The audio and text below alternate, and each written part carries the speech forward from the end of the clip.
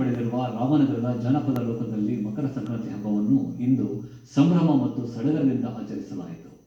ಕರ್ನಾಟಕ ಜಾನಪದ ಪರಿಷತ್ತು ಹಾಗೂ ಜಾನಪದ ಲೋಕ ಸಹಯೋಗದಲ್ಲಿ ನಡೆದ ಕಾರ್ಯಕ್ರಮದಲ್ಲಿ ಅರಿಶಿನ ಕುಂಕುಮ ಹೂವಿನ ಮಾಲೆಗಳಿಂದ ಸಿಂಗಾರಗೊಂಡಿದ್ದ ಜೋಡಿ ಎತ್ತುಗಳ ಪ್ರದರ್ಶನ ಹಾಗೂ ಕಿಚ್ಚು ಹಾಯಿಸುವ ದೃಶ್ಯ ನೋಡುಗರ ಗಮನ ಸೆಳೆಯಿತು.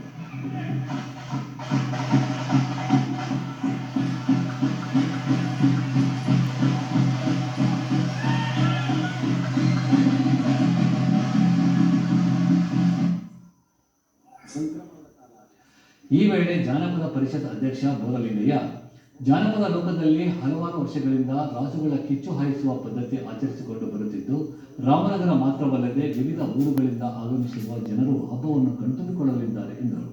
ಸುಗ್ಗಿಯ ಸಂದರ್ಭ ಸೊ ಹಂಗಾಗಿ ಇದೊಂಥರ ಪ್ರಾಕೃತಿಕವಾದ ಹಬ್ಬ. ಆಮೇಲೆ ಸೂರ್ಯನ ಪಥ ಬದಲಾವಣೆ ಆಗ್ತಕ್ಕಂಥ ಒಂದು ಸಂದರ್ಭ ಕೂಡ ಇವೆಲ್ಲ ದೃಷ್ಟಿಯಿಂದ ಇದು ಒಂಥರ ನಿಸರ್ಗವನ್ನ ಆರಾಧಿಸುವ ಹಬ್ಬ. ಪ್ರವಾಸಿಗರಾದ ಲಕ್ಷ್ಮಿ, ಸಂಕ್ರಾಂತಿ ಹಬ್ಬವನ್ನು ವಿಶೇಷ ರೀತಿಯಲ್ಲಿ ಆಚರಿಸುವ ಮೂಲಕ ನಮ್ಮ ಸಂಸ್ಕೃತಿಯನ್ನು ಅನಾವರಣ ಮಾಡಲಾಯಿತು ಎಂದು ತಿಳಿಸಿದರು. ಸಂಕ್ರಾಂತಿನ ಜನಪದ ಲೋಕದಲ್ಲಿ ಆಚರಿಸಿದ್ದು ನನಗೆ ತುಂಬಾ ಖುಷಿ ಆಯ್ತು. ಈ ಕಲಾವಿದರೆಲ್ಲ ಬಂದ್ಬಿಟ್ಟು ಅವ್ರದ್ದು ಕಲಾ ಪ್ರತಿಭೆಯನ್ನೆಲ್ಲ ತೋರಿಸಿದ್ದಾರೆ. ತುಂಬಾ ಖುಷಿ ಆಯ್ತು ನನಗೆ ಇಲ್ಲಿ ಬಂದು ಸಂಕ್ರಾಂತಿನ ಆಚರಿಸಿದ್ದಕ್ಕೆ. ಇದೇ ವೇಳೆ ಸಂಕ್ರಾಂತಿ ಹಬ್ಬದ ಅಂಗವಾಗಿ ಆಯೋಜಿಸಿದ ಕಾರ್ಯಕ್ರಮದಲ್ಲಿ ಕಲಾವಿದರು ವಿವಿಧ ಕಲಾ ತಂಡಗಳಿಂದ ಸಾಂಸ್ಕೃತಿಕ ಕಾರ್ಯಕ್ರಮಗಳು ನಡೆದವು.